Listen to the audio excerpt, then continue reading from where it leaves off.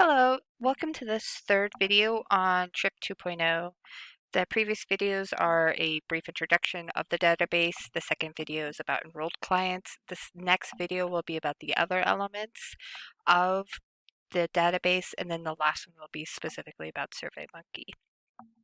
So we've talked about the enrolled clients. Now let's go to non-enrolled clients. So non-enrolled clients, you will see really two things. One is the non-enrolled client form, and then you can look at the list. So if we looked at the non-enrolled clients, what we could do is we could put in today's date, and then we would fill in as much of this information as we can. If we can't fill in everything, that is perfectly fine. But the idea that we're trying to get here is we're trying to collect as much information as possible on every single client that a trip, like whether it be navigator or therapist, is coming into contact with, because these are people who are still receiving trip services. So we want to make sure that we are still trying to collect as much of that data so we can tell as much of a complete picture about trip as possible.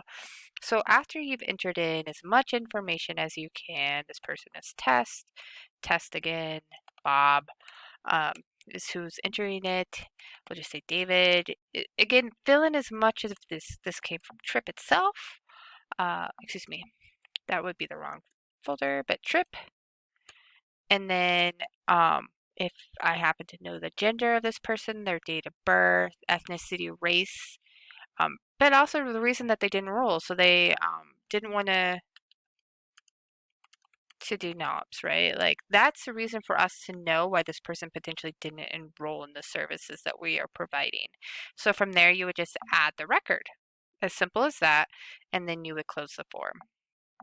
Then if you just want to see like, oh, have I entered in that information yet already? Or has somebody already potentially had contact with this client? You can then open the non-enrolled client list. And then from here, you would be able to see everybody that was listed. And this is listed in CID order. So you could look to see what the CID is and then enter it from there. The CID order is actually based off of the order of the numbers and not necessarily how big the number is. So as an example, if I go up here, so I just have 1111111. That is technically bigger than 1234. It is a larger number, but because 2 is larger than 1, it put 111 earlier. This obviously won't be an issue with our CIDs, but I just wanted to point that out as to why that would happen. But you could then see here, like, oh, okay, this person has already been talked to, but maybe it was a year ago. So then you could just bring it up again if you get a new referral. This is just a way so that everybody can see who potentially has been contacted. Beyond us collecting information, you can be like, oh, they were contacted last year, or maybe they weren't interested at that point in time, but you've gotten a new referral.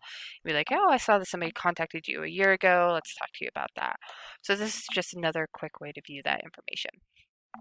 So then you would just close the page and it takes you back to the main menu. Then from here, update client information. Already discussed this, but just again, you would then put in what the CID is, what today's date is, um, the client's name. We'll just do it to Bab. And so then the person changing it, we'll just put me. And what I'm changing. So I might put that date of birth is incorrect. It should be, let's just say it's 11/2018. So then I would add that so that then ARI can go in on the back end and correct that information so that we'll have updated information like we should.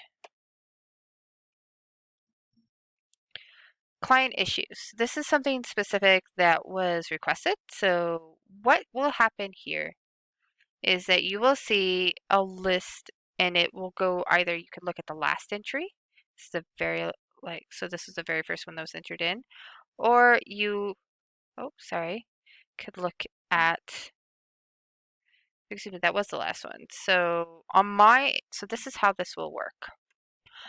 If we notice that there's a client issue, we will put into the client issues table that there is an issue. We will then email you saying, hey, there's an issue. You can go in here and I could put, you will see, in this case, I think all of these I've played with, but here, Neva. So I might put here with this client, hey, I have this stress, that's great, but I need other information. Like nothing else has been entered in yet on this client.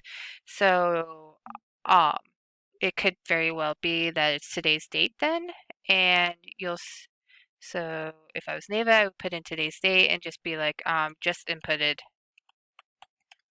client enrollment form. And then save response.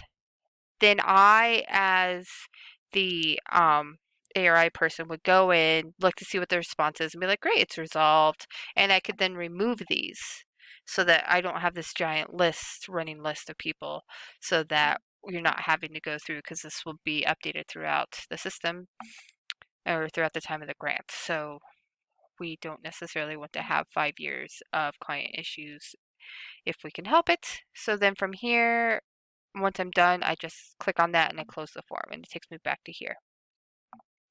This is to the clients list page, which I discussed with the enrolled clients, so we don't necessarily need to go over that again. And then this is the Reassessment Master. You will see everybody here. This is just one big reassessment sheet, and this is via CID. So you could look to see if somebody has something due. So like this person supposedly has something due, and I can just click right below the number, and I can look to see when is something due. And according to this one, their window opened up on September 10th and it closes on November 9th, so I know I have to get noms completed by then. We can exit out of that. And then the last thing is the Survey Monkey noms link, which I will go through separately.